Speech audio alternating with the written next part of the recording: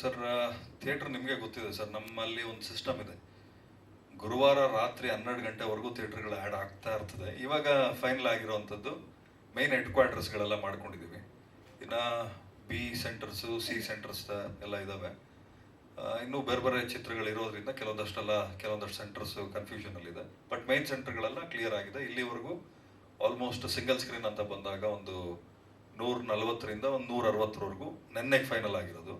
Mostly single screen ಎಲ್ಲ ಬಂದು ಒಂದು 200, ಮಲ್ಟಿಪ್ಲೆಕ್ಸ್ ಅದೊಂದು 100 ಸ್ಕ್ರೀನಿಂಗ್ ಆಗ್ತದೆ. ಆಲ್ ಪುಟ್ ಟುಗೆದರ್ ಒಂದು 270ರಿಂದ 300 ಆಗ್ತದೆ ಸರ್, ಆಲ್ ಓವರ್. ಹೌದು ಹೌದು ಸರ್.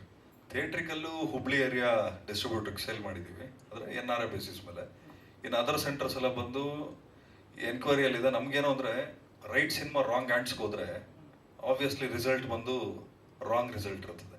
ಅದಾಗಬಾರ್ದು ಅನ್ನೋದಕ್ಕೆ ಯಾಕಂದರೆ ನೀವು ನೋಡಿದ್ರಿ ಹೆಬ್ಬುಲಿ ನಾನೇ ಡಿಸ್ಟ್ರಿಬ್ಯೂಷನ್ ಮಾಡ್ಕೊಂಡಿದ್ದೆ, ರಾಬರ್ಟು, ಮದಗಜ.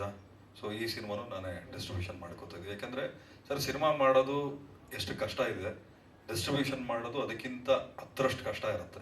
ಯಾಕಂದರೆ ನಮ್ಮದೇ ಆದಂಥ ಒಂದು ಸೆಟಪ್ಸ್ ನಾವು ರೆಡಿ ಮಾಡಿಕೊಂಡು ಥಿಯೇಟ್ರ್ಗಳ ಅರೇಂಜ್ಮೆಂಟ್ಸ್ ಮಾಡ್ಕೋಬೇಕಾಗ್ತದೆ.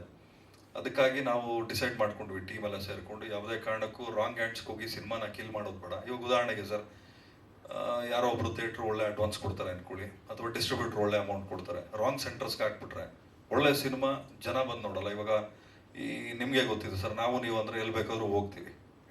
ನಮ್ಮನೆ ಹೆಣ್ಮಕ್ಳು ನಾವು ಕಳಿಸ್ಬೇಕಾದ್ರೂ ಒಳ್ಳೆ ಸೆಂಟರ್ ಇದ್ದಾಗ ಮಾತ್ರ ಕಳಿಸ್ಕೊಡ್ತೀವಿ. ಹಾಗಾಗಿ ಬೇಕಾದ್ರೆ ಆ ಸೆಂಟರ್ಗಳಲ್ಲಿ ಸಿನಿಮಾ ಆಗದೇ ಇದ್ರೂ ಪರವಾಗಿಲ್ಲ, ಹೆಣ್ಮಕ್ಳು ಎಲ್ಲೆಲ್ಲಿ ಧೈರ್ಯವಾಗಿ ಹೋಗೋಕ್ಕೆ ಸಾಧ್ಯ ಇದೆ ಅಂಥ ಸೆಂಟರ್ಗಳು ಮಾತ್ರ ಆಗ್ತಾ ಇದೀವಿ.